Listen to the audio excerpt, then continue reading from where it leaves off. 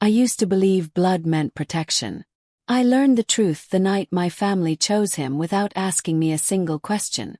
We were all seated in the living room, the air thick with silence, when my uncle spoke my name like a verdict.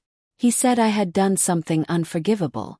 He said my cousin Daniel was the victim. I remember the way everyone looked at me, like the story had already been decided. I opened my mouth to explain, but my mother shook her head before I could speak. That hurt more than the accusation. I realized then that truth was not what mattered. Loyalty was. And Daniel had always had that. I stayed quiet that night not because I was weak but because I was watching. I noticed who avoided my eyes. I noticed who nodded along. I noticed who looked relieved that it was me and not them. I told myself to remember everything. I didn't know how yet, but I knew silence would someday speak louder than my words ever could. Daniel had always been the golden one. Older, charming, loud in all the right ways. When he laughed, people leaned in. When I spoke, people listened only long enough to interrupt. Growing up, he broke rules and got warnings. I followed rules and still got blamed. So when he accused me of stealing money from our grandmother's business account, no one questioned it. They said I had access. They said I had motive. Daniel sat there with his head down, playing the role perfectly. I wanted to scream that he was lying. Instead, I watched my father rub his temples like I had disappointed him beyond repair. That was when I made my first note, not on paper but in my mind. Daniel never met my eyes. Guilty people rarely do. I told myself to be patient. Lies move fast, but they also leave tracks. I decided I would follow every one of them. The weeks that followed were quiet, but not peaceful. I was asked not to come around as much. Invitations stopped. Messages went unanswered. Daniel, meanwhile, stepped into my place. He helped my grandmother. He handled accounts. He became the hero who held the family together. I worked extra shifts at a warehouse and slept little. Every night, I replayed that meeting in my head, matching words to expressions. I began writing things down. Conversations.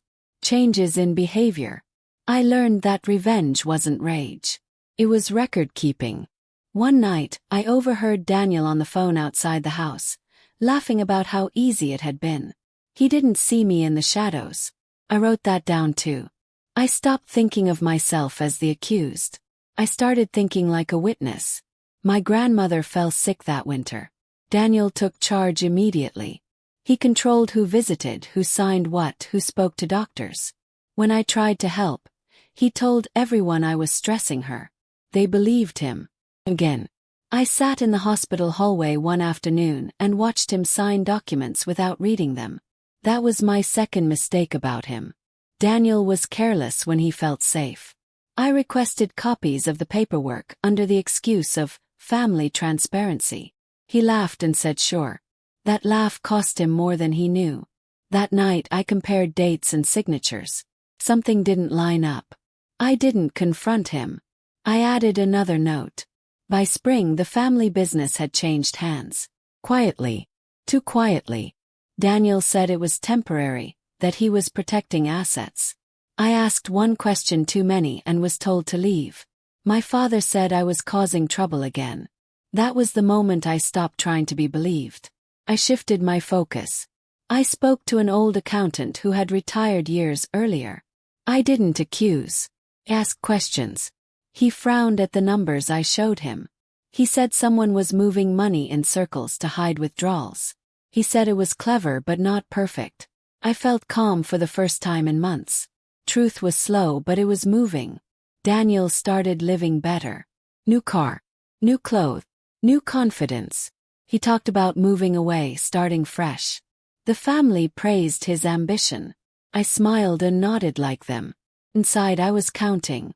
I noticed how he rushed things now, how careful became careless. One night, he bragged too much at a family dinner.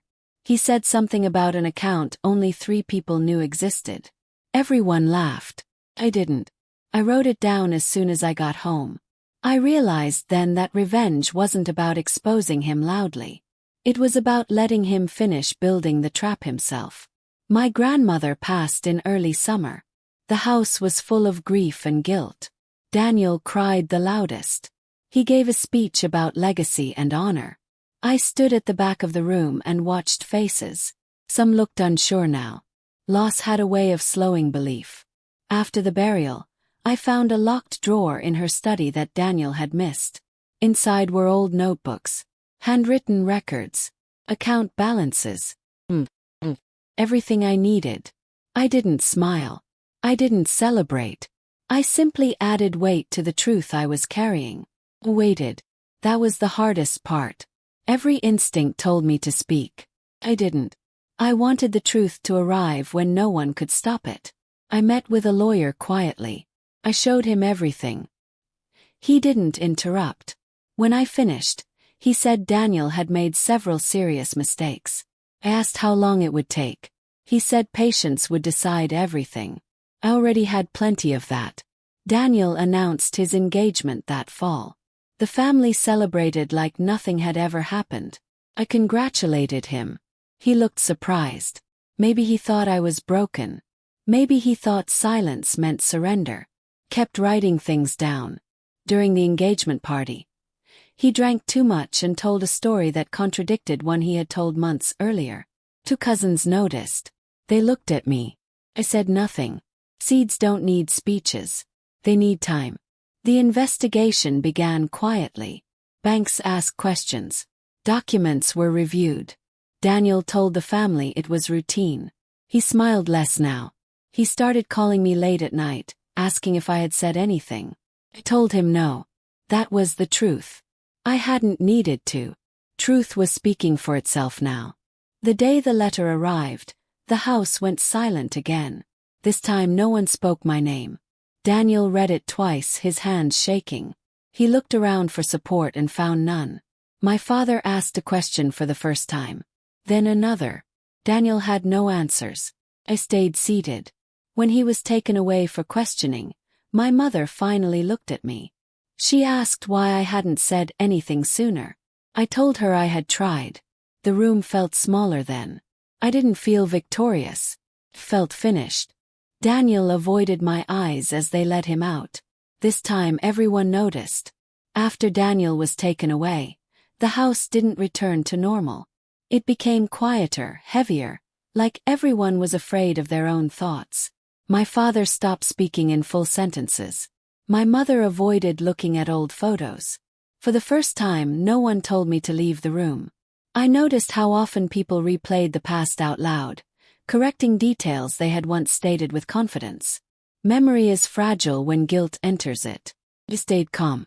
I answered questions when asked, nothing more. I knew now that speaking too much could ruin everything. Truth worked best when it arrived without decoration. Late one night, my uncle knocked on my door. He apologized without excuses. I listened without forgiving. I wrote that down too. Not for revenge, but for understanding. People weren't cruel. They were comfortable. And comfort had chosen Daniel. The investigation moved faster than I expected. Bank statements surfaced. Signatures were compared. Timelines were rebuilt. Daniel's stories collapsed under their own weight. Family members began calling me privately, asking what I knew. I told them the truth, calmly and clearly. The same truth I had tried to tell months earlier. Now they listened. That hurt more than the original accusation. I realized then that justice did not feel like relief. Felt like distance. I watched relationships shift in real time. People who had once praised Daniel now said they always felt something was off. I wrote that down too. Not to use against them, but to remember how easily loyalty rewrites itself. Revenge was no longer my goal. Accountability was. Daniel was released temporarily while the case continued. He avoided the family home. When we finally crossed paths at a lawyer's office, he looked smaller. He tried to speak to me alone. I refused. Silence had been my strength. I wasn't giving it up now. His lawyer spoke for him, suggesting misunderstandings, stress, confusion. Mine laid out facts. Numbers. Paper doesn't care about excuses. As we left, Daniel finally looked at me and asked how long I had known. I told him the truth. Long enough. His face told me he understood what that meant. I had never needed to destroy him. He had done that himself. The family business was frozen during the case. Operations slowed. Employees whispered. I was asked to help stabilize things. The same people who once pushed me out now asked me to step in. I agreed, not out of pride but responsibility. My grandmother's notebooks guided me. Every decision I made followed her handwriting, her logic. It felt like finishing a conversation she had started. Slowly, trust returned, but it was different now. Quieter. More careful. I noticed how often people checked facts before speaking. That was new. That was earned. Daniel's engagement was quietly called off. No announcement. No explanations. Just absence. His former supporters avoided the topic. I didn't bring it up. I didn't need to. Consequences don't need commentary. One evening, my father asked me how I had stayed calm through everything. I told him the truth. I hadn't. I had just chosen patience over noise. He nodded like he understood something too late. I didn't blame him. I wrote that down and closed the notebook for the first time in months. The final hearing arrived in winter. Cold, clean, unavoidable. Evidence was presented clearly. Daniel didn't testify. His lawyer spoke less than expected. When the ruling came, there was no shock left in the room. Only acceptance. I felt nothing dramatic. No rush. No triumph. Just completion. Outside the courthouse, reporters asked questions. I declined. This story didn't need witnesses anymore. It had already been seen. Daniel was sentenced quietly. The family issued no statements. Life moved forward in uneven steps. Some relationships healed. Others didn't. I stopped trying to repair what had been broken by choice. I learned that revenge isn't about winning back love.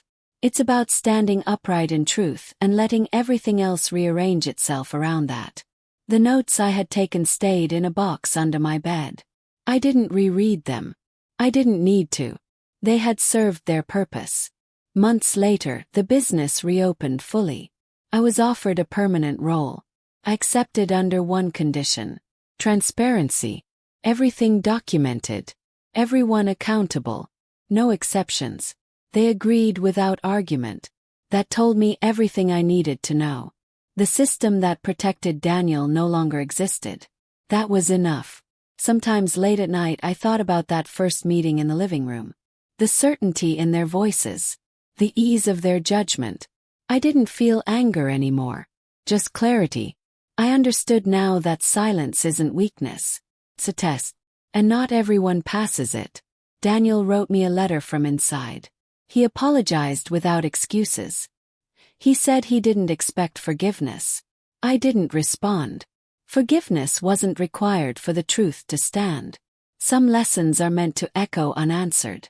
At a family gathering the following year, someone new asked who I was. My aunt answered before I could. She said, "He's the one who held everything together." I smiled politely. Titles didn't matter. Records did. They had taken his side. Had taken notes. And in the end the truth didn't shout. Simply stayed.